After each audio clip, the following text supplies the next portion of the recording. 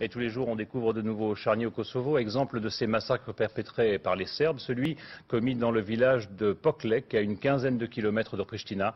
Là, ce sont 53 personnes, surtout des femmes et des enfants, qui ont été tuées et brûlées dans une maison. La scène s'est déroulée le 17 avril dernier. Les hommes étaient, semble-t-il, partis se battre avec Lutcheka. Dorothée Oliéric et Raymond Chaplin. Les condoléances sont dérisoires. La tragédie de la famille Muccioli est trop grande. Mais ils sont venus pour partager un peu de la douleur d'une famille anéantie. Rahman est arrivé d'Allemagne hier. 6 de ses proches ont été massacrés. C'est son neveu qui lui explique le drame. Le 18 avril 1999, à 17 h, dans cette maison, 53 personnes ont été assassinées. Cette adolescente est l'une des 6 survivantes.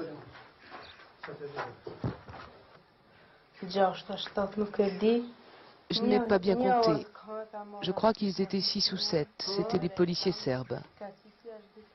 Il y en a un qui a demandé à tonton Sinan et à Elchan de partir avec eux. Ils sont sortis et ils les ont tués. Ensuite, ils sont revenus. Ils ont fermé les portes, cassé les vitres et jeté une première grenade. C'est à ce moment-là que moi j'ai réussi à m'enfuir, en sautant par la fenêtre.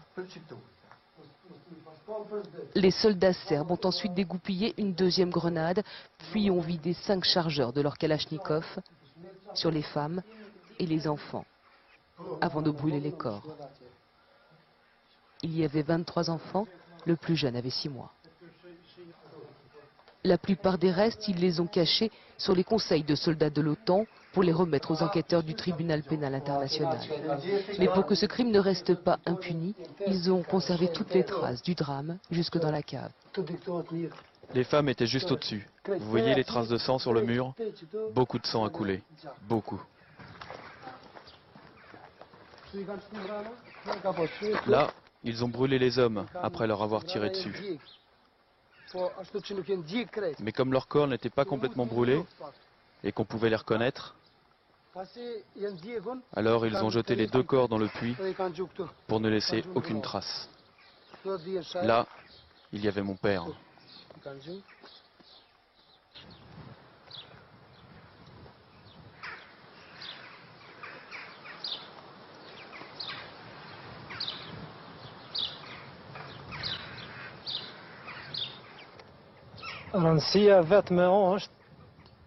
L'important, c'est que le monde entier sache, et surtout que les dirigeants des pays qui sont amis avec les Serbes sachent que c'est le peuple le plus barbare au monde. Ils ne parlent même pas de vengeance, mais ils ont une prière que plus un seul Serbe ne vive sur leur terre.